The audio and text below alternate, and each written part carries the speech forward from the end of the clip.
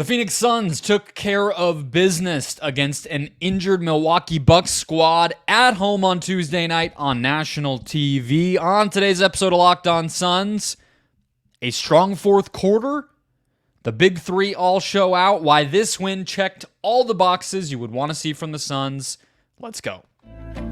You are Locked On Suns, your daily Phoenix Suns podcast, part of the Locked On Podcast Network, your team every day.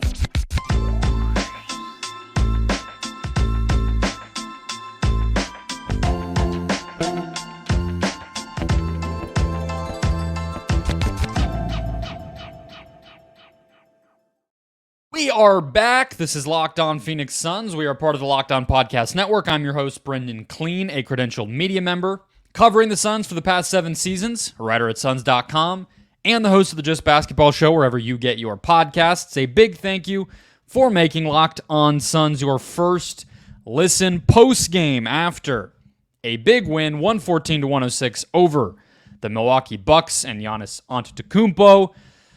Wherever you're finding the show, if you have not done so already, please hit follow or subscribe. We are free and available everywhere, including YouTube. Just hit that button. Get a new show in your feed every Monday through Friday. Become an everydayer. Get locked onto the Phoenix Suns all season long right here with the show. Today's episode brought to you by Prize Picks, the best place to play daily fantasy sports. Go to prizepicks.com/LockedOnNBA. Use the code LockedOnNBA, all lowercase, for a first deposit match up to $100. Moment of the game, as we always kick things off with. 8 minutes, 55 seconds left to go. Kevin Durant catches the ball at the top of the key, top of the arc, drives it into the help defense in the paint, where Giannis Antetokounmpo awaits him. And what does Kevin Durant do? Rises up and puts Giannis on a poster. I tweeted this, and I don't know how much of a joke it actually was. It's a joke in that I don't mean it in a disrespectful way, but it kind of sounds like it. I mean it in the greatest way, which is that Durant, to me, that might have been the moment he became a Phoenix Sun, when you just sort of look at how the Suns, how high they're riding right now as a team. 7-3 in their last 10 games. Really cruising since the big three have been healthy. And of course, the history of that moment, the 2021 finals, and even separately, the 2021 second round. I'm sure you don't need me to remind you, but that Nets team that KD was on very easily could have been the team that faced the Suns in the finals that season, if not for, some bad luck with a foot on the line and everything else. So to rise up in that moment and just sort of, he didn't need to do that, right? I mean, he had an open three. He could have pulled up from mid-range or floater range, and instead I think he understood what that moment was going to be. And he finishes the play, and certainly that moment was there. What I want to say about that moment too, though, is where it came in the fourth quarter, that was exactly what the Suns needed. They outscored the Bucks 35-33. So a 2-point margin of victory in that quarter specifically. And another strong fourth quarter. Their recent stretch of doing that, Washington, they lose it by 2, but fairly strong. Even against Atlanta, they only lost it by 4. Brooklyn, they lost it by 3. Miami, they lost it by 13. So I don't want to get ahead of anything. Maybe it's just too much to ask for this team to be the 2022 version where in these moments they were just killers. But I think there's also something to be said when, you easily could have had a double-digit victory tonight. You beat Washington by 28. You beat Brooklyn by 16. You beat Miami by 13. Where, even in that loss to Indiana, they lose that fourth quarter by 11, and they still only lose by 2. If you're going to win the first 3 quarters by this much, and you at least get to a point where the mental issues and the silly mistakes are gone in the fourth quarter, that's livable. I do think this can sometimes come across as an excuse, but in this case, I don't think it is. The Suns are also getting a lot of opponents' best game, right? I mean, Atlanta's playing well, period, but whether it's Atlanta or Orlando or Indiana, Dallas, Chicago before that, for a lot of teams, the Suns are a measuring stick game, and they've been that for a few years, but I think especially with the super team stuff now, it's like, all right, we got the Suns on the calendar. I don't think the Bucks need this. Their season's in a little, I don't want to say a tailspin, but some chaos right now. So maybe not them, but a lot of these other teams, it's like, the Blazers a month or two ago when they beat the Suns, it's like, yeah, you get the A game of whoever you're playing. So when it does get to these fourth quarters and maybe the Suns do take their foot off the gas, or, other teams put their best lineups in when the Suns are just playing their normal rotation in an effort to try to come back, those all sound, again, it's not an excuse, but it is just a way to explain, hey, they're winning anyway. If I go back to January 11th when they beat the Lakers, and I think that can be looked at as a turning point in the season. Beal finally has a big game. They get the monkey off their back, so to speak, of the Lakers' bad matchup. And since then, they only have 3 losses. They have, I believe, 11 wins. So that's that. That dunk is the moment of the game because of the history recently that went into it with Durant, with the Suns, against that Milwaukee team. It's also Durant dunking, which I had this stat a while ago, and I am having trouble finding it right here again. I'm not seeing dunks total. I don't know where I found that. There it is. He has now, I think he had 2 tonight, 49. He has 49 dunks on the season. He has not had that many since he tore the Achilles. And we're only 44 games in for him. 44 games played, and he's already way beyond any of his Brooklyn seasons. So,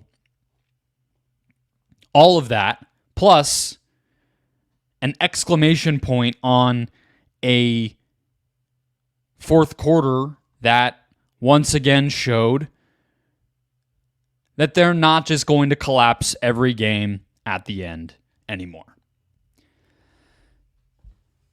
Let's talk about the big 3. Finding a balance and showing, frankly, how simple it can be a lot of nights when all 3 of them have it going. I want to do one thing first, though.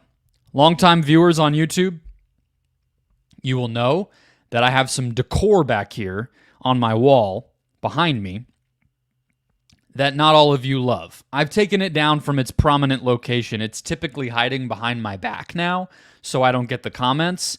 But tonight, it calls for something special, so just 1 second.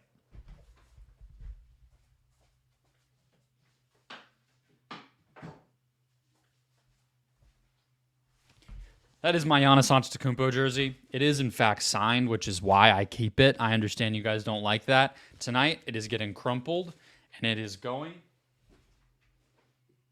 into the trash can. It's over. He doesn't deserve it.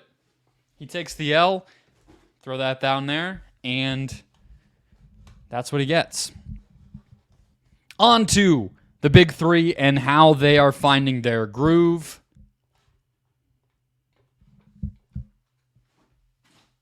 First, Today's show brought to you by Nissan. Are you the kind of driver that likes to push things a little further? Do you ever wonder what adventure could be around the next corner? Well, our friends at Nissan have a lineup of SUVs with the capabilities to take your adventure to the next level. The 2024 Nissan Rogue is perfect for city drives and great escapes. Class-exclusive Google built-in is your always updating assistant to call on for almost anything in the tech package. Gone are the days of connecting your phone. Now Google Assistant, Google Maps, and the Google Play Store are built right into your 12.3-inch HD touchscreen infotainment system with the 2024 Nissan Rogue, the perfect mid-size crossover for your next adventure. 2024 Nissan Armada will change what you expect from a full-size SUV. Picture a rugged 4x4 that can seat up to 8 in first-class luxury and style. Tow bigger and explore further in the 2024 Armada. Guys, take the Nissan Rogue, Nissan Pathfinder, or Nissan Armada and go find your next big adventure. Shop nissanusa.com.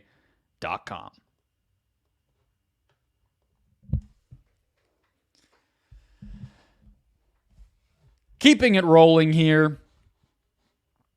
Big three. Top level stats first.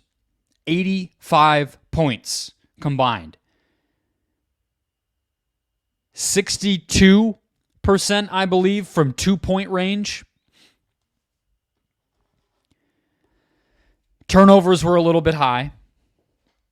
10 compared to 8 assists. Weird game for the Suns. I mean, low scoring overall in general compared to most modern NBA games, but also low assists, low three-pointers. But that's why I said the 2-point percentage first. Durant, 10 of 16 from 2. Beal, 8 of 14 from 2. Book, 10 of 15 from 2. And all three guys got to the line at least 5 times. The Bucks were without Brook Lopez in this game. They were also without Chris Middleton, who can be an impactful defender, and I believe was guarding Book early. Maybe could have been a guy to guard Durant.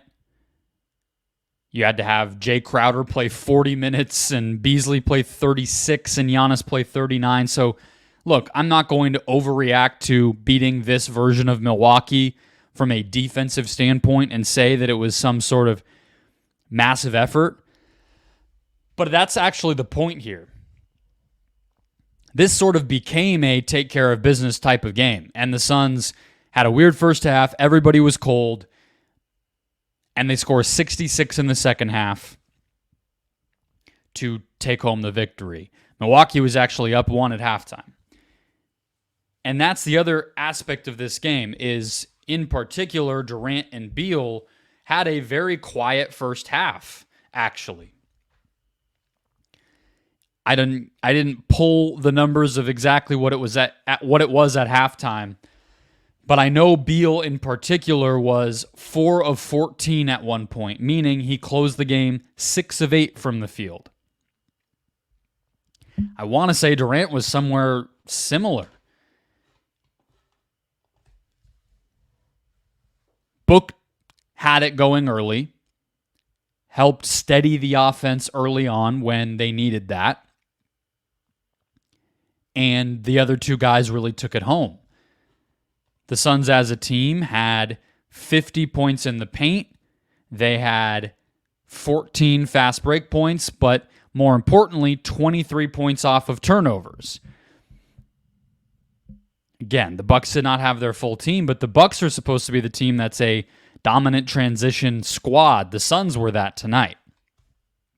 So,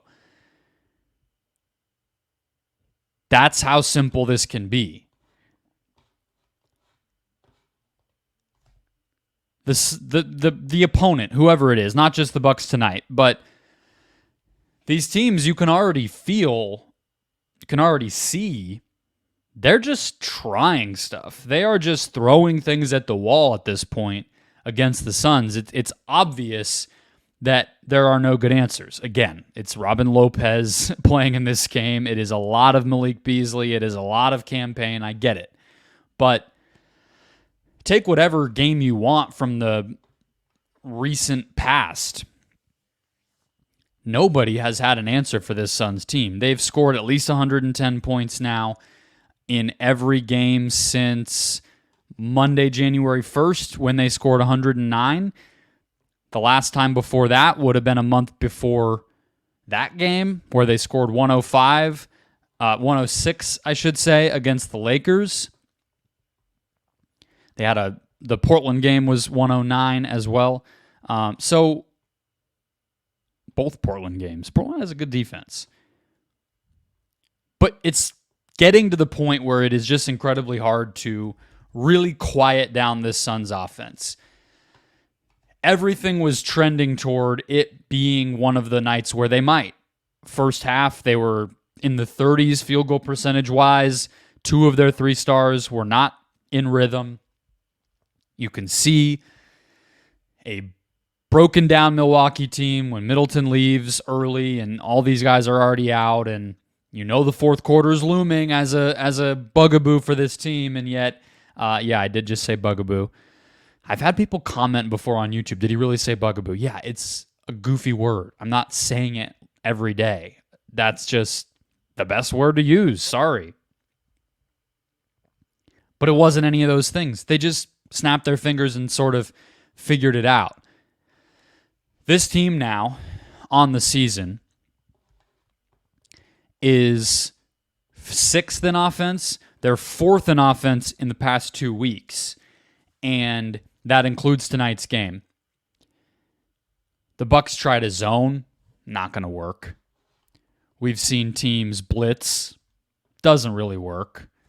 We've seen teams try to switch, but if the Suns run the right pick and roll combinations, typically including Durant or Nurkic, that's not a winning formula.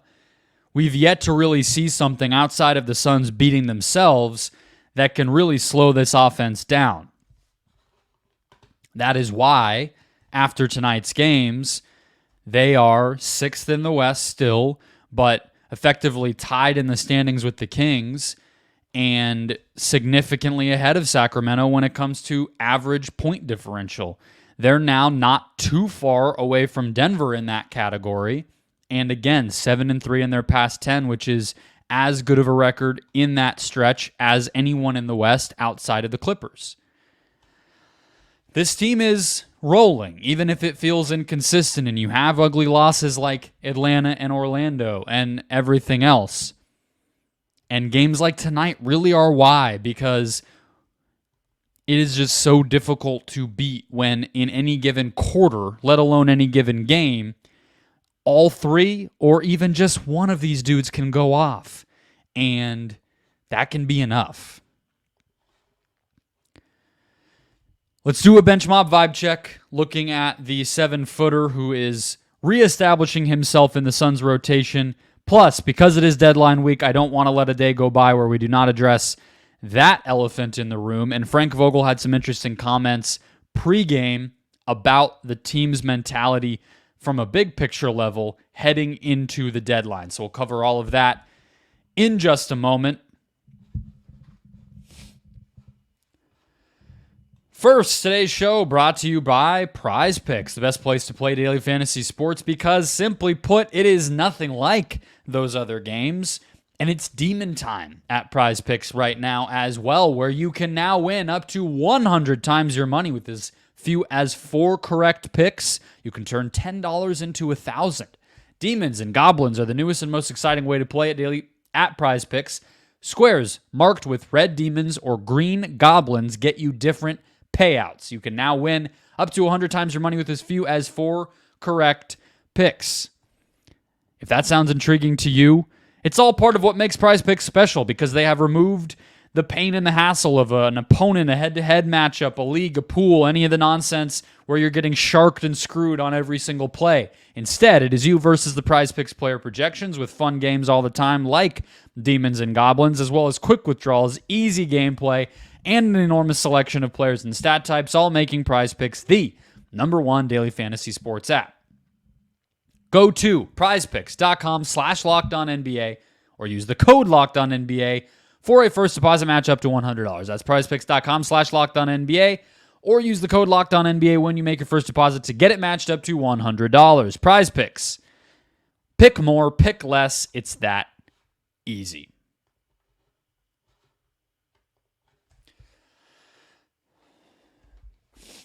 Closing out the show, quick bench mob vibe check. Bol Bol. 17 minutes played, +8 in the box score is the most important stat that I would point to right now. But if that's not your cup of tea, if you don't always believe plus minus, that's fine. 4 points, 6 rebounds, 1 assist, 1 block. That's good too. But more important than even that stuff, because frankly, he has strung together enough productive games at this point, dating back before the foot injury and now a couple since, where I don't really think that you need to monitor it night to night until the Suns get a better option, and we'll see if that happens. He's cemented himself, in my view. More importantly than him playing well, because again, I expect that now, tonight we saw some lineup and game plan intrigue related to Bol. So obviously, the number one thing you have to game plan for with Milwaukee is Giannis. He's unguardable in a lot of different situations. But when you have size, you can at least start to force him to play in crowds, make him settle for non-dunks and layups, make him a passer, make him more turnover prone, maybe get him to the line more because you have extra bodies to foul him, all these different types of things. And Frank Vogel was very candid that he went out of his way to try some of that stuff, and Bol was a big part of how he did that. So we saw tonight lineups where rather than Bol mostly playing next to Durant or Eubanks or Nurkic as a 4, or with Durant maybe you would even say as a 5, they played all together at times, meaning Durant at the 3, Bol at the 4, Nurkic at the 5, and that meant that, as he often is, Bol was sort of guarding a wing, but then being asked to be a helper. He was guarding Connaughton or Crowder or whatever. And look, everything with Bol is in spurts, but I thought it worked pretty well. It's simple. Anything you can do to simplify what he's being asked to do and take advantage of what he's good at is a victory.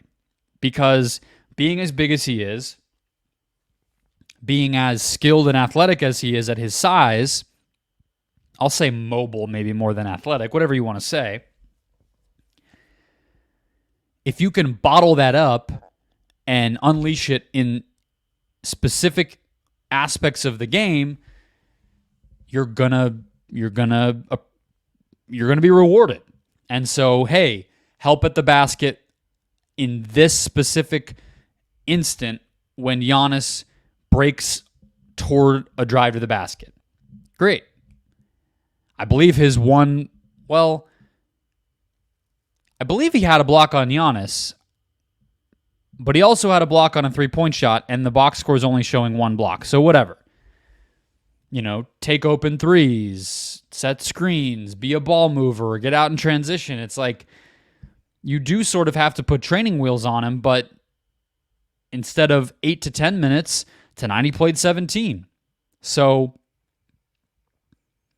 Vogel did say that was because they went into this game knowing they wanted to try the jumbo lineups, and that's why Okogie played a little less and Bol got those minutes instead. But hey, it's at least a signal that if you want to try that again in the future, he acquitted himself pretty well, and he can handle that, and it's an option in your toolbox. Speaking of a toolbox, we know that the Suns' trade deadline toolbox is pretty shallow. They do not have a lot to trade. Frank Vogel was asked a few different questions about this pregame. And the one that jumped out to me the most was how he is looking at the way that this team's been winning and improving since they've gotten healthy versus the obvious temptation and opportunity to get better. And I'm not quoting him exactly, but effectively what he said is, we are not looking at this season as we need to make a trade in order to be where we want to be, a championship contender, basically.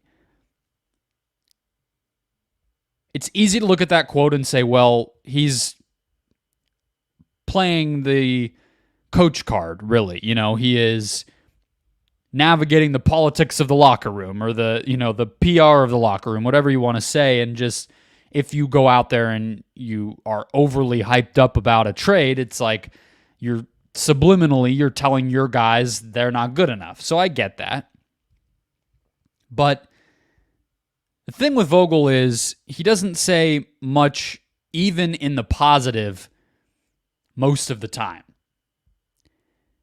You could ask him to describe why a player was effective in a game, and unless it's a star or somebody who has demonstrated a track record of doing that thing in more than just that one game, you're not even going to hear him praise that guy, right? Like, I asked him about Bol post-game. How is he hoping to kind of build up from interesting few minutes here and there to every night in the rotation? And he barely gave me anything.